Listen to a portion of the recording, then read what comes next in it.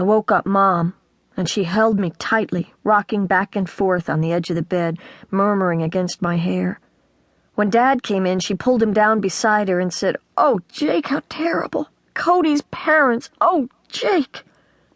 Mom seemed to forget she was angry at Dad, and for a few minutes, I could imagine that Mom and Dad loved each other just as much as they had when the house was warm and snug with the feelings that come with being a close, united family.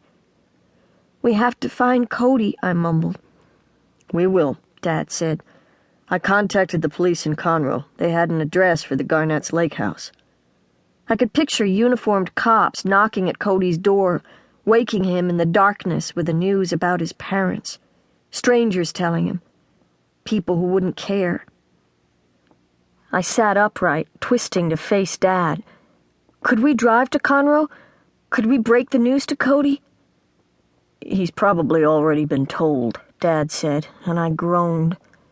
Mom gave my shoulders a squeeze, but she glanced at Dad as if she was disappointed in him.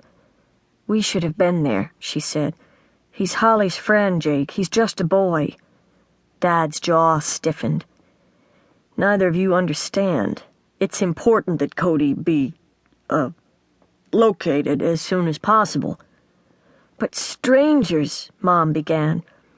I interrupted, a chill like an icy hand shivering up my backbone. "Located?" I asked. "Are you saying that Cody is a suspect?" Dad's uncomfortable silence was the only answer. "Dad!" I shouted at him. "Cody's parents were murdered. It's going to be horrible for him when he finds out. You can't think of Cody as a suspect." Dad stared at the floor, but he said, "We have to explore every possibility." "Don't do that!" He looked up at me, surprised. "Don't do what?"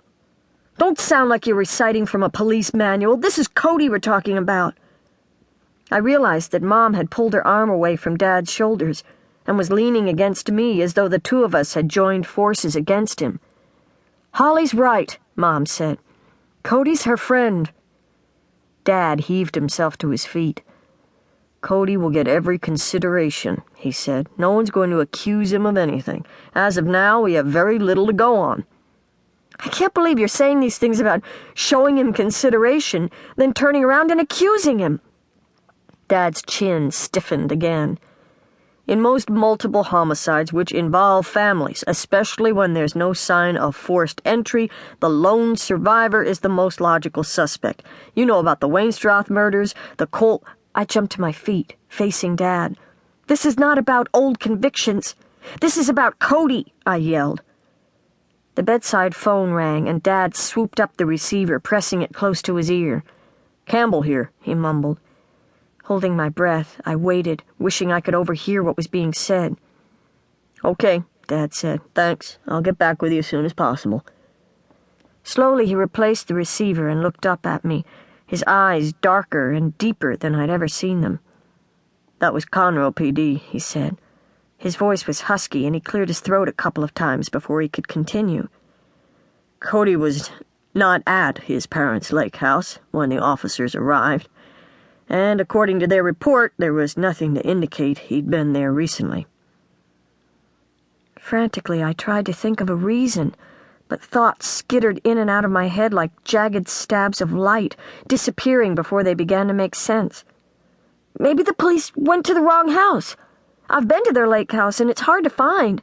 I mean, there are roads that wind around the lake and then dead end into other roads, and besides, what if Cody slept outside on the porch or took out the boat? Mom squeezed my hand and said, "Calm down, Holly. There's no reason to panic." But Dad had picked up the phone again and told whoever was on the other end, "Put out an APB, Cody Garnett, brown hair, slender." He glanced at me. "How tall would you say Cody is, Holly?" "Dad, you can't do this," I exploded. "You're acting like Cody's a murderer." "I know how hard this is for you, Holly," Dad began. "How could you know?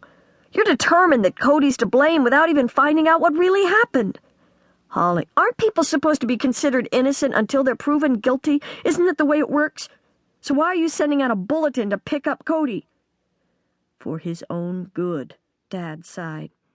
"I'm not going to try to explain while you're in this mood."